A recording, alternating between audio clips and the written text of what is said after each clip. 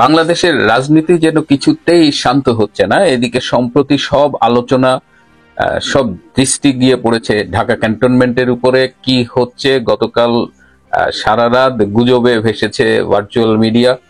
অনেকেই দাবি করেছেন যে ঢাকা ক্যান্টনমেন্টে সারা রাত গোলাগুলি হয়েছে, উইচ ওয়াজ নট ট্রু।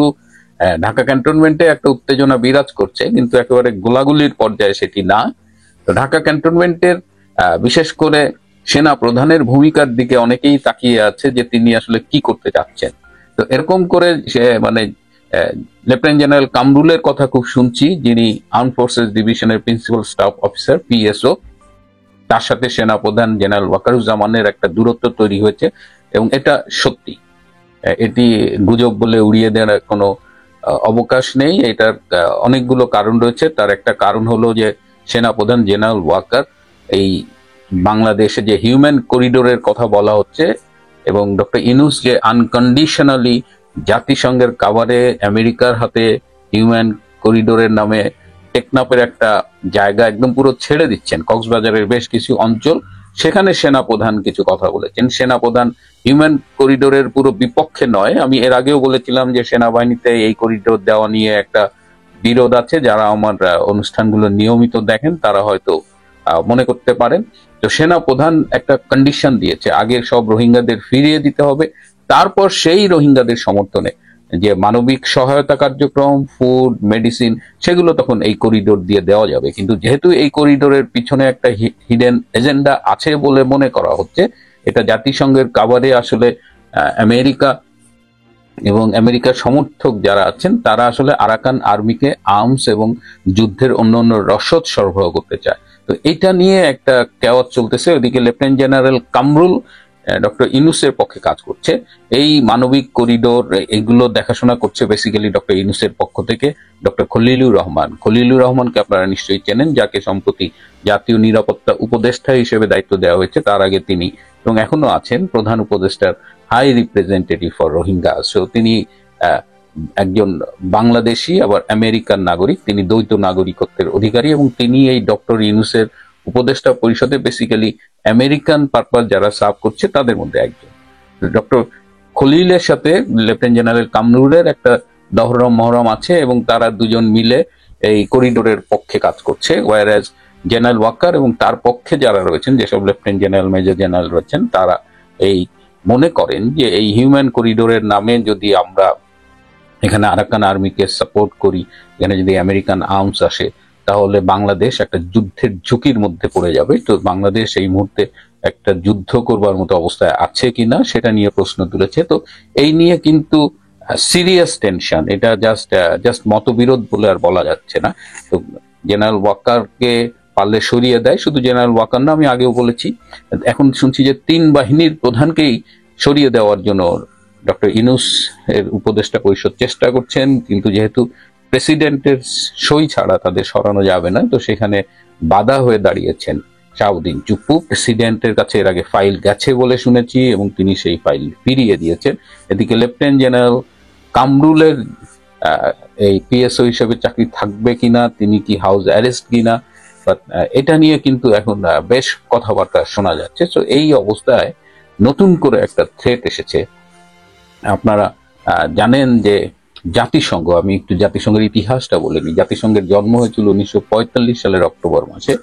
এটি তার আগে 1920 সালে লিগ অব নেশনস ছিল। সেই লিগ অব নেশনসটাই পরবর্তীতে ইউনাইটেড নেশনস হিসেবে আবির্ভূত হয়, জাতিসংঘ হিসেবে আবির্ভূত হয়। এবং জাতিসংঘের যে কাজ, জাতিসংঘের কাজ আসলে বিশ্বের শান্তি স্থাপন করা, বিভিন্ন দেশের মধ্যে সুসম্পর্ক, এর বাইরেও তারা স্বাস্থ্য, খাবার এবং অনেকগুলো জায়গায় তারা কাজ করে। শিশুদের অধিকার নিয়ে কাজ করে UNICEF, WHO, food and agriculture organisation, world bank group. তো তারা অনেক কিছুতে কাজ করে এবং এটা যদি আপনি এর উদ্দেশ্যগুলো পড়েন, খুবই ভালো উদ্দেশ্য। এবং বর্তমানে এর সদস্যের সংখ্যা বোধহয় 193, যার মধ্যে 2টা হলো অবজারভার দেশ হিসেবে আছে। তো এই জাতিসংঘের যে অবজেক্টিভ, জাতিসংঘের যে ম্যান্ডেট, কিন্তু আজকাল খুব দুঃখের সাথে আমি বলতে বাধ্য হচ্ছি যে এই জাতিসংঘ তার ম্যান্ডেট কতখানি বাস্তবায়ন করছে আমি জানি না। তবে জাতিসংঘ কিছু সুপার পাওয়ারের পদলেহনে যে সম্পূর্ণ নিবেদিত হয়েছে এবং তারা তাদের জন্মের ম্যান্ডেটটা ভুলে তারা বর্তমান বিশ্বে এইসব সুপার পাওয়ারের বিভিন্ন ডার্টি গেমের পার্ট হয়ে এসছে, এবং সেটা সর্বশেষ এভিডেন্ট হচ্ছে বাংলাদেশে, এবং খুব দৃষ্টিকটুভাবে বাংলাদেশে জাতিসংঘের ভূমিকা লক্ষ্য করা যাচ্ছে। এবং আপনাদের স্মৃতি যদি বিট্রে না করে তাহলে নিশ্চয়ই মনে আছে যে জাতিসংঘ মানবাধিকার কমিশনের যে হাই কমিশনার ভলকার টার্ক, তিনি বিবিসির সাথে হার্ড টকে একটা সাক্ষাৎকারে বলেছিলেন যে জুলাই আগস্টে বাংলাদেশে যে মেটিকুলাসলি ডিজাইন ষড়যন্ত্রটা হয়েছিল, সেই ষড়যন্ত্রে জাতিসংঘ মানবাধিকার কমিশন একদম একটা সরাসরি ভূমিকা রেখেছিল।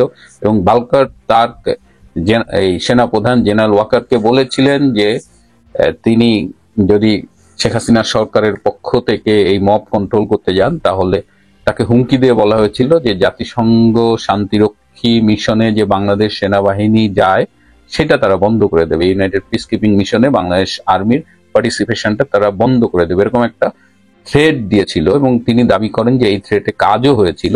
জেনারেল ওয়াকার যে শেখ হাসিনার কর্তৃক নিয়োগপ্রাপ্ত হওয়ার পরেও শেখ হাসিনার সরকারের সাথে বেইমানি করেছিলেন, এবং এখন যাকে অনেকেই মীর জাফরের সাথে তুলনা করেন, তো সেই মীর জাফরির অন্যতম একটা কারণ ছিল এই যে ইউএন পিস কিপিং মিশন থেকে বাংলাদেশের সেনাবাহিনীর ফোর্স পাঠানো বন্ধ হয়ে যাবে।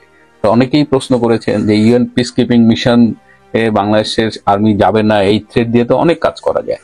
তো এই বিতর্কের মধ্যেই নতুন করে আবার একটা সংবাদ আমাদের কাছে এসেছে যে এখন আপনারা এই মুহূর্তে যখন প্রতিদিন শুনছি যে ক্যান্টনমেন্টে কিছু একটা হবে, ডক্টর ইউনূস থাকবেন কি থাকবেন না, ওয়াকার ক্ষমতা নেবেন নাকি রাষ্ট্রপতির অধীনে জরুরি আইন আসবে, এই কথাগুলো, এই আলোচনা সমালোচনাগুলো চলছে, তখনই জাতিসংঘ সেনাপ্রধানের কাছে নতুন করে খবর পাঠিয়েছে যে সেনাপ্রধান জেনারেল ওয়াকার যেন ডক্টর ইউনূসের সরকারকে সর্বতোভাবে সহযোগিতা করে, বিশেষ করে করিডোর দেওয়ার ব্যাপারে সে যেন ডক্টর ইউনূস যেভাবে বলে সেই ইনস্ট্রাকশন মেনে চলে।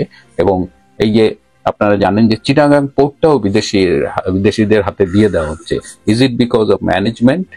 আপনারা কি মনে করেন যে পোর্টের ম্যানেজমেন্টের কারণেই বিদেশিদের হাতে এটি এই যে সম্ভবত দুবাই ভিত্তিক একটি কোম্পানিকে দেওয়া হচ্ছে, যে কোম্পানির মালিকানা আবার আমেরিকান নেভির একটা পার্টনারশিপ আছে।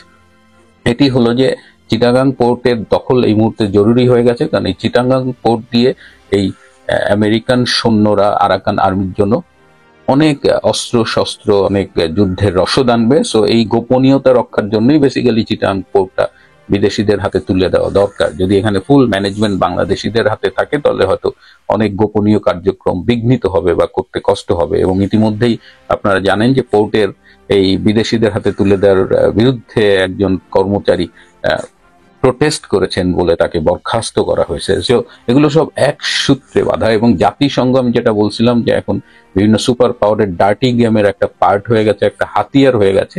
তো জাতিসংঘ যখন দেখছে যে ওয়াকার এবং অন্যান্য উচ্চপদস্থ সেনা কর্মকর্তাদের ম্যানেজ করা যাচ্ছে না, তখন সেই আবার থ্রেটটা দিচ্ছে যে জাতিসংঘ শান্তিরক্ষী বাহিনীতে আর্মি পাঠানো বন্ধ করে দেবে। আমি জাতিসংঘের বিষয়ে এবং এই জাতিসংঘ ইউএন পিস কিপিং মিশন নিয়ে কাজ করেছেন বা এই বিষয়ে অভিজ্ঞ এরকম কয়েকজনের সাথে কথা বলে দেখেছি যে জাতিসংঘ এই মুহূর্তে সেনা প্রধানকে যে ভয়টা দেখাচ্ছে বা থ্রেটটা দেখছে, এটা আসলে খুব একটা কার্যকর কিছু নয়। এটা অনেকটা ভুয়া থ্রেট বা মিস কলের মতো। হ্যাঁ, আসলে এই ধরেন ভালকার টার্ক বা একজন বললেই পিস কিপিং মিশনের সেনা পাঠানো বন্ধ হয়ে যায় না। Peace keeping mission UN security council, সেখানে প্রায় 15টা দেশ আছে। So they combinely take a decision. এইটা কোনো হাই কমিশনের একক থ্রেটে বা বাংলাদেশে যে ইউএন এর আবাসিক প্রতিনিধি আছে এদের একক থ্রেটে এই কাজটা হয় না। এবং স্টাফ এবং বাংলাদেশকে কেউ হেসে খেলে এমনি এমনি ইউএন পিস কিপিং মিশনে নেয় না, কারণ বাংলাদেশ প্রচুর কন্ট্রিবিউট করে, অনেক হাই নাম্বার অফ সোলজার্স পাঠায়। So it's a complicated issue. এটা কারো একক কথায় হুট করে বন্ধ হয়ে যাবে না। সো জেনারেল ওয়াকার যদি এই থ্রেটে ভয় পায় এবং যদি ইউএন পিস কিপিং মিশনে আমাদের সেনা পাঠানো যদি বন্ধও থাকে, that will be hardly for 3 to 6 months যদি বন্ধ হয়। কারণ বাংলাদেশের পক্ষে ডক্টর ইউনূসের বিপক্ষে কাজ করবার মতো আন্তর্জাতিক সুপার পাওয়ার কিন্তু এখন অনেকেই আছে। আপনি রাশিয়া বলেন, ভারত বলেন, চীন বলেন, এরা কিন্তু ডক্টর ইউনূসের এই করিডোর সংক্রান্ত কারেন্ট অবস্থানটাকে সমর্থন করছে না। আপনারা ইতিমধ্যে জানেন যে মিয়ানমার থেকে বাংলাদেশ দূতাবাসের যে ইয়াঙ্গুন অফিসে যে একজন প্রতিরক্ষা উপদেষ্টা ছিলেন, তাকে কিন্তু ফিরিয়ে এনেছে বাংলাদেশ উইদাউট এনি রিপ্লেসমেন্ট। এবং শোনা যায় যে এটা মিয়ানমার সরকারের ইচ্ছেতে এই ঘটনাটা ঘটেছে। মিয়ানমার সরকার কিন্তু বাংলাদেশ সরকারকে লিখিতভাবে পররাষ্ট্র মন্ত্রণালয় এই প্রতিবাদ জানিয়েছে হিউম্যান করিডোরের ব্যাপারে, এবং তারা লাস্ট ওয়ার্নিং দিয়েছে বাংলাদেশকে। এবং রাশিয়া এবং চীন বলেছে তারা মিয়ানমারের পক্ষে থাকবে। So it's not an easy game. So এখানে যদি জাতিসংঘের পক্ষ থেকে দালালি করে কেউ থ্রেট দিয়ে সেনাপ্রধানকে ভয় দেখায় এবং ইউএন পিস কিপিং মিশনে সেনা পাঠানো যাবে না বলে একটা ফাঁকা আওয়াজ দেয়, সেক্ষেত্রে ভয়ের কিছু নেই। এবং জেনারেল ওয়াকার তিনি সিদ্ধান্তহীনতায় ভোগেন, এটা তার একটা চরিত্রের বৈশিষ্ট্য। It's nothing new. যারা তাকে খুব কাছ থেকে চেনেন তারা স্বীকার করবেন। এবং আজকের এই অবস্থায় he is putting himself into risk. তিনি নিজেকেই ঝুঁকির মধ্যে ফেলছেন। এবং এই মুহূর্তে তিনি যদি সিদ্ধান্ত নিতে ভুল করেন বা জাতির প্রয়োজনে সঠিক সিদ্ধান্ত না নিতে পারেন, তাহলে তার ভবিষ্যৎ কি হবে সেটা নিয়েও নিশ্চয়ই তিনি ভাবছেন। ইতিমধ্যে তার কাছে বিভিন্ন সূত্রে বিভিন্ন ভাবে খবর পাঠানো হচ্ছে তার কি করা উচিত কি করা উচিত না। তিনিও এগুলো নিয়ে ভাবছেন এবং তারই একটা অংশ হিসেবে আপনারা দেখেছেন যে আজ 18ই মে থেকে ক্যান্টনমেন্টের আশেপাশে অনেকখানি জায়গা জুড়েই কিন্তু সকল ধরনের সমাবেশ নিষিদ্ধ করা হয়েছে। এইটার একটা কারণ আছে, এটা এমনি এমনি উদ্দেশ্য করা হয়নি। মানে ক্যান্টনমেন্টে what ever it happens within the cantonment, immediately যেন সেখানে বাইরে থেকে কোনো সহায়ক শক্তি গোষ্ঠী যেন চলে না আসতে পারে, এরকম একটা চিন্তা ভাবনা থেকে আসলে চারিদিকটা এই সমাবেশ নিষিদ্ধ করা হয়েছে। সো আমাদের এখনই কোনো সিদ্ধান্তে পৌঁছানোর কিছু নেই, শুধু বুঝতে হবে যে ডক্টর ইউনূস এবং তার পক্ষে অনেকটা উলঙ্গভাবে নেমেছে জাতিসংঘ এবং আরো কিছু সুপার পাওয়ার, এরা বাংলাদেশটাকে পারলে একদম বাংলাদেশের মানচিত্র বদলে দেওয়ার মতো একটা হুমকি হয়ে দাঁড়িয়েছে। এবং এর পাশাপাশি বিশ্বের অনেক পরাশক্তি আবার এই জাতিসংঘ ইউএস এদের এগেনস্টেও বাংলাদেশের এই কনটেক্সটে অবস্থান নিয়েছে। So it's a very tough time, মানে আমাদের সামনে খুবই কঠিন সময়। এই সময় দেশবাসীকে তৈরি থাকতে হবে, যে কোনো সময়ে যে কোনো পরিস্থিতির মুখোমুখি হতে পারেন এবং প্রয়োজনে যে কোনো মুহূর্তে রাস্তায় নেমে প্রতিবাদ করে বা যে কোনো ভাবেই হোক বাংলাদেশকে রক্ষা করতে হবে। বাংলাদেশটা আমাদের সবার, এবং এটা ডক্টর ইউনূসের মতো ক্ষমতা লোভী এই এই এই বয়সেও যার ক্ষমতার প্রতি লোভ এবং দেশ বিক্রি করার যে তিনি যা করেছেন, বিদেশিদের দালালি যা করেছেন, তার বিরুদ্ধে আমাদেরই রুখে দাঁড়াতে হবে। প্রিয় বন্ধুরা, আজ এ পর্যন্তই। ভালো থাকবেন, সুস্থ থাকবেন, তার চেয়েও জরুরি হলো নিরাপদে থাকবেন। সবাইকে অনেক ধন্যবাদ।